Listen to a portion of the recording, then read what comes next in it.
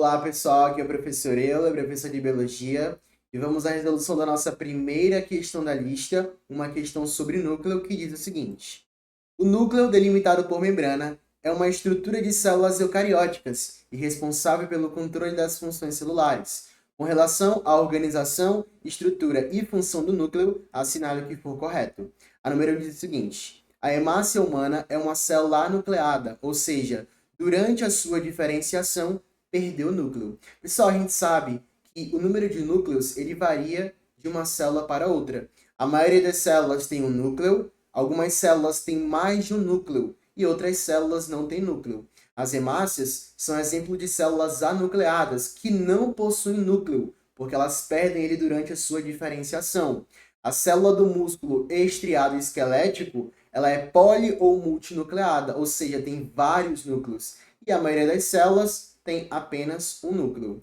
A hemácia, durante a sua diferenciação, a gente lembra lá que ela é uma célula que vem de um tecido hematopoético mieloide.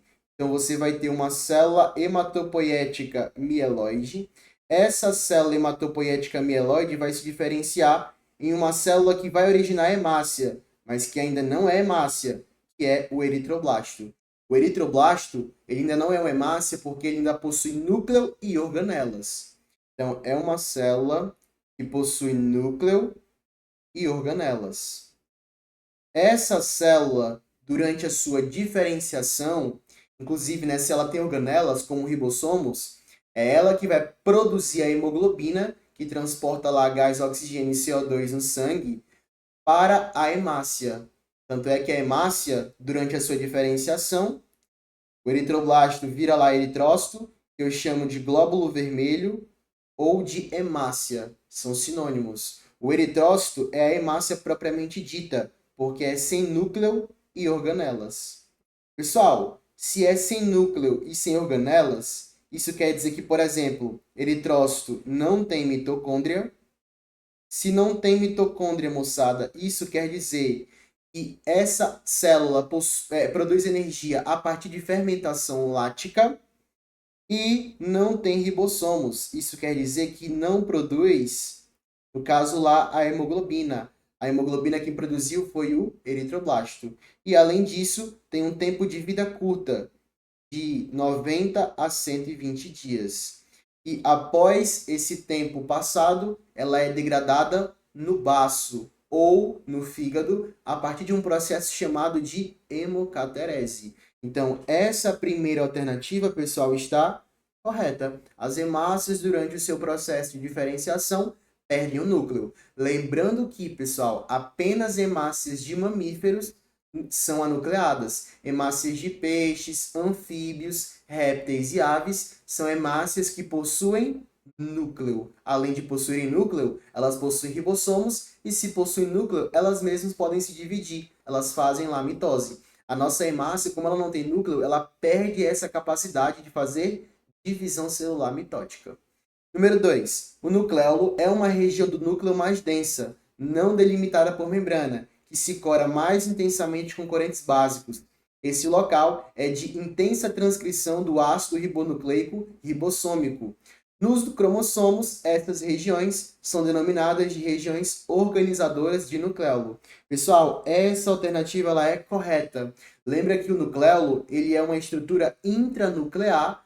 Ele não é delimitado por membrana porque ele é uma estrutura maciça. Não tem um espaço interno, não vai ter membrana. E além de ser uma estrutura maciça, ela é formada por RNA ribossômico, DNA mais proteínas. E o nucleolo ele é essencial para a síntese de RNA ribossômico que vai formar o ribossomo. Uma organela é essencial para a síntese proteica. Tudo bem? Então essa alternativa ela é correta. Número 4. A cromatina presente no núcleo consiste em DNA associado a proteínas histônicas e é o material que forma cada um dos cromossomos? Corretíssimo, pessoal. A gente lembra lá que a cromatina ela é DNA associado a proteínas histonas, que vão formar os cromossomos. Lembrando que na espécie humana nós temos cerca de 46 cromossomos. Número 8. Todas as trocas entre o núcleo e o citoplasma ocorrem na forma de transporte ativo. realizado por proteínas transmembranas presentes na carioteca? Pessoal, essa alternativa ela é falsa. Quando nós falamos lá a respeito do núcleo, a gente lembra lá, né? Colocando aqui mais externamente, nós temos a célula, a membrana plasmática e uma estrutura interna, que vai ser aqui o núcleo. Pessoal, o núcleo ele tem uma membrana, que é dupla membrana lipoproteica, formada lá por poros, ou seja, não é uma membrana maciça. Essa membrana ela é uma membrana porosa. Nessa membrana porosa, colocando aqui, né, a gente tem o núcleo da célula e a gente tem aqui em verde os poros nucleares.